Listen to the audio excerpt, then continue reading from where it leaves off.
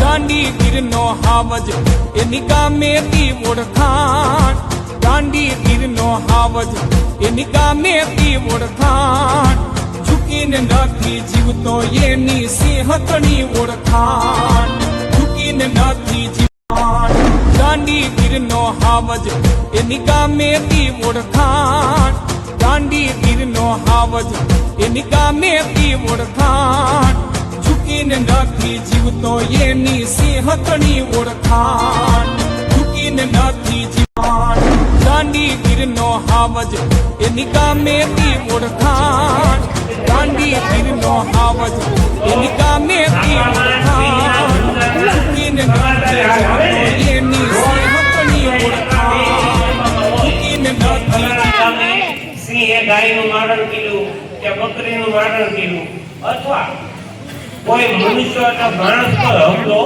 કર્યો, દીપડા અને એવા જે પ્રાણીઓ છે એ આ મનુષ્યો ઉપર હુમલા કરે છે, તો સરકારનો આ વખતનો જે કાર્યક્રમ છે એનો મુખ્ય હેતુ શું છે કે ભાઈ આ સિંહ અને દીપડા એ બધા ભાઈ માણસો પર શું કામ હુમલો કરે, તો એ કે ભાઈ ઘણા ગામ હોય નાના અંદરના ગામડા ત્યાં બધા સિંહને જોવા જવા આવતું આમ ગાંડા થાય, એમ કે ફલાણા ગામની સીમમાં સિંહ દેખાણો છે તો મોટર ને ગાડીઓ ને બધું લઈને સિંહ જોવા ઉપડે,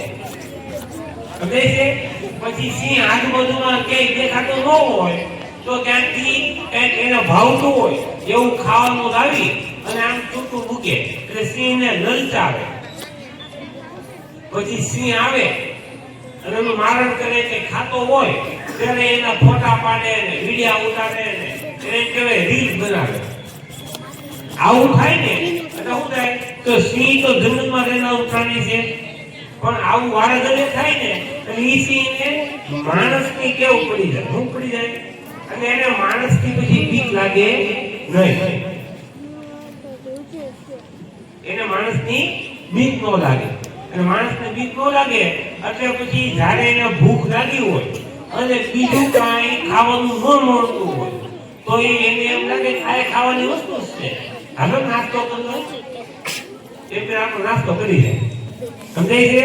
એટલે એવા ખોટા લાલચીઓ કોઈ એમ કે આમ તમને સિંહ બતાવવા લઈ જાઓ, ચાલો આમ એવો આમાં આપણે જવું જોઈએ નહીં, અને કોઈ જાતું હોય તો હું પડવાની ના, એ વસ્તુ હાલી નથી.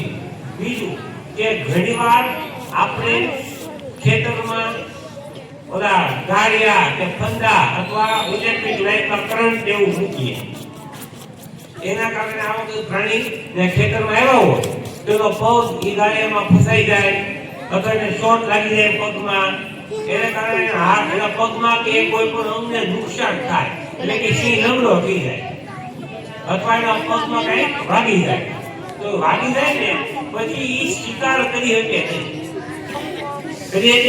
નહીં, એને હરણને પકડવું હોય તો હરણ તો કેટલું ફાસ્ટ દોડે અને સિંહને પગમાં વાગ્યું હોય તો એ દોડી શકે નહીં, ન દોડી શકે અત્યારે કઈ ખાવાનું મળે નહીં, આપણે ભૂખ લાગી હોય અને આપણે ખાવાનું ન મળે તો શું થાય, આપણે દેહાતમાં આવી થાય નહીં ને, એમ પછી સિંહને કે ભૂખ લાગે ખાવાનું મળે નહીં અને એને દેહાતમાં આવે માણસ મળે તો માણસને શું કરે ખાય, કારણ કે માણસ છે ને ઈ સૌથી ધીમે દોડતું પ્રાણી છે, સૌથી કેવું ધીમે, હરણની તો તમે હરણી આને રેસ કરો કે નીલગાય આને રેસ કરો તો તમે જીતી શકો નહીં, આપણે હાવ ધીમે દોડીએ તે સિંહ એમ જાણે હમણાં પકડી લે, હરણને પકડવું હોય તેને જેટલી મહેનત કરવી પડે, નીલગાયને પકડવા જેટલી મહેનત કરવી પડે એટલે માણસને પકડવા મહેનત કરવી પડે નહીં, એટલે આ બે ત્રણ વસ્તુ છે એના કારણે સિંહના અને દીપડાના હુમલા છે વધી જાય છે,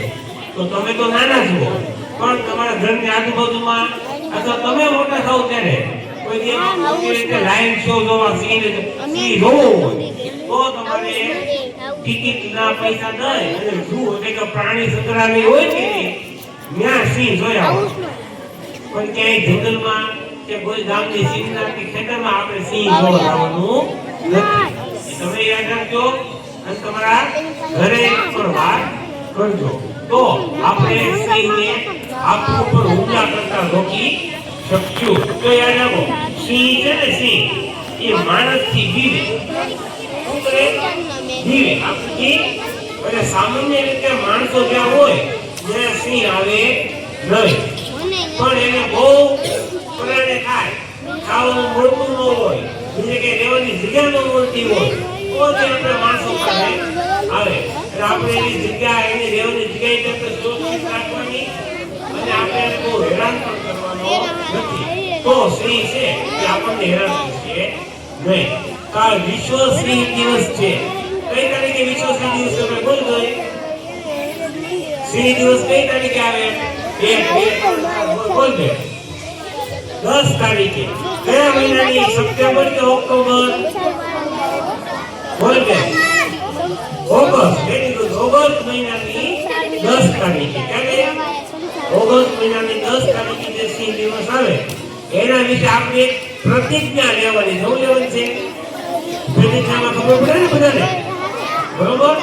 તો પ્રતિજ્ઞા અને પછી આપણે પ્રતિજ્ઞા લેવાની વિશે કેવું પડે. હા, તો પ્રતિજ્ઞા આપણે લઈ લઈ પછી આપણે સિંહ દિવસ કરી.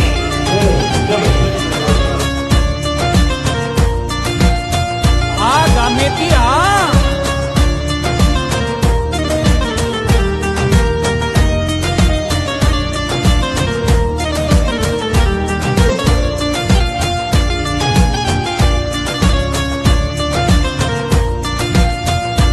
ગામેથી આ